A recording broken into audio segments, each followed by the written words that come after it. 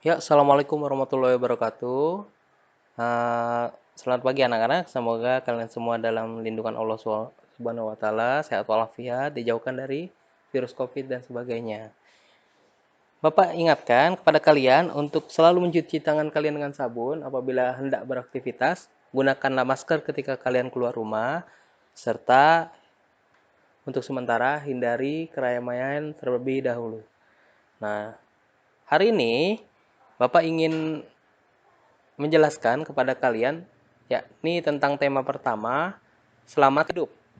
Nah, yang pertama kita akan belajar tentang bahasa Indonesia dulu ya, yakni tentang pengertian teks laporan hasil pengamatan. Nah, teks laporan itu ialah teks yang berisi informasi berdasarkan pengamatan yang sudah kalian lakukan. Di mana teks laporan hasil pengamatan kalian itu berisi yang pertama, informasi umum yang ada di dalam teks yang kalian sudah baca. Yang kedua, kumpulan fakta-faktanya. Yang ketiga, simpulan yang kalian sudah dapatkan dari informasi serta fakta-fakta yang sudah kalian kumpulkan. Nah, dan juga teks laporan terdapat. Nah, berikut ialah contoh paragraf yang bisa kalian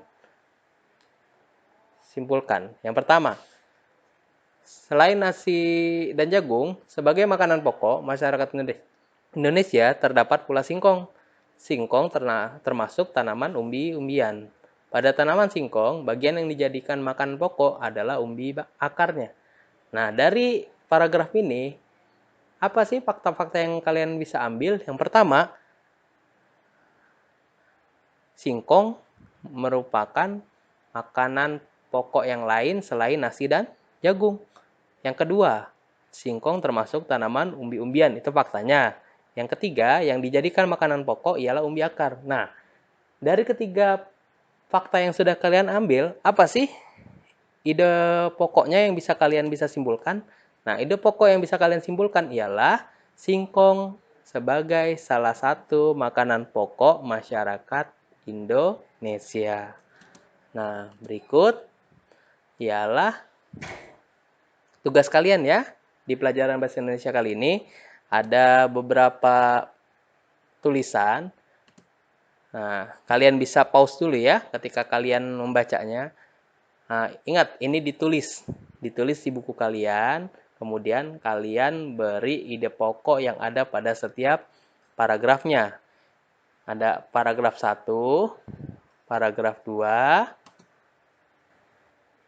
paragraf ketiga, serta paragraf keempat. Ini ada 4 paragraf ya. Jadi, tuliskan dan dikumpulkan hari ini melalui pesan WhatsApp, oke? Nah, yang kedua, kita akan belajar tentang IPA nih materinya. Di mana kita akan mempelajari tentang perkembangbiakan tumbuhan secara generatif, maaf. Apa sih perkembangbiakan secara generatif? Itu ialah perkembangbiakan yang terjadi melalui peleburan sel jantan dan sel kelamin betina. Nah, ini terjadi pada tumbuh-tumbuhan, yakni di mana alat perkembangan tumbuhan ialah bunga, di mana bunga itu memiliki 2 alat kelamin. Ada alat kelamin jantan yang bernama benang sari dan alat kelamin betina yang namanya putih. Nah, berikut ialah gambar perkembangbiakan generatif pada tumbuhan. Nah, di mana perkembangan biakannya itu terjadi peristiwa penyerbukan yaitu serbuk sari ini jatuh ke kepala putih yang ini. Nah, di sana terjadi pembuahan dan melebur mereka serbuk sari dan sel telurnya dan menghasilkan zigot atau buah, di mana buahnya itu bertumbuh jadi embrio dan tunas tumbuhan dan menjadi buah yang matang yang berada di dalamnya itu biji, dan bijinya bisa ditanam lagi dan akan menjadi tumbuhan baru yang dimana tumbuhan berikut akan menjadi tumbuhan dewasa dan akan mengulang peristiwa perkembangan generatifnya secara terus-menerus. Nah, macam-macam penyerbukan. Macam-macam penyerbukan ini ada 4, di mana ada penyerbukan sendiri, serbuk sarinya jatuh ke kepala putik pada bunga yang sama. Nah, ini serbuk sari jatuh ke bunga yang sama. Kalau penyerbukan tetangga, serbuk sarinya jatuh ke kepala putik pada bunga yang masih satu tumbuhan. Berarti satu pohon, kan nggak cuma ada satu bunga. Nah, itu bisa terjadi penyerbukan tetangga antar bunganya masing-masing. Nah, kalau penyerbukan silang, itu ialah serbuk sari jatuh di kepala putik pada bunga lain yang sejenis tetapi beda tumbuhan. Misalkan di halaman kalian ada 2 buah pohon mangga. Nah, antar buah bunga dari pohon mangga A itu serbuk sarinya jatuh ke putik bunga yang ada di pohon B. Itu namanya penyerbukan silang. Kalau penyerbukan bastar itu ialah peristiwa serbuk sari jatuh di kepala putik pada bunga yang berasal dari tumbuhan yang berbeda. Nah, ini gambarnya serbuk sari di bunga yang bentuknya seperti ini jatuh ke putik yang ada di bunga yang memiliki bentuk lain. Ya, beda jenis ya antar bunganya. Itu ialah macam-macam penyerbukan. Nah, yang membantu penyerbukan bunga salah satunya ialah lebah. Ada nggak sih hewan-hewan yang selain lebah yang bisa membantu penyerbukan? Ada. Yaitu kupu-kupu juga bisa. Apalagi?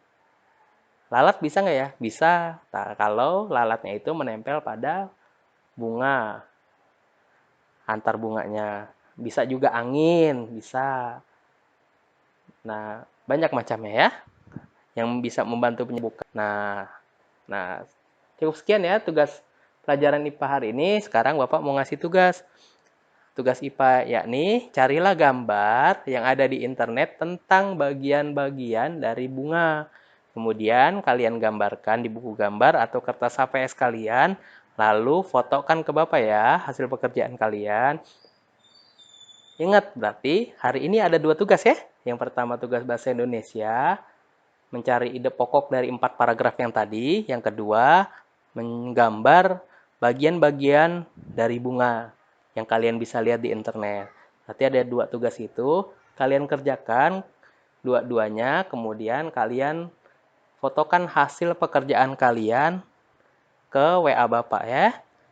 Nah, dan juga dijaga tugasnya karena nanti akan dikumpulkan ke sekolah. Demikian ya pembelajaran hari ini. Semoga bermanfaat untuk kalian dan semoga kita semua dijauhkan dari virus COVID. Amin amin ya robbal alamin.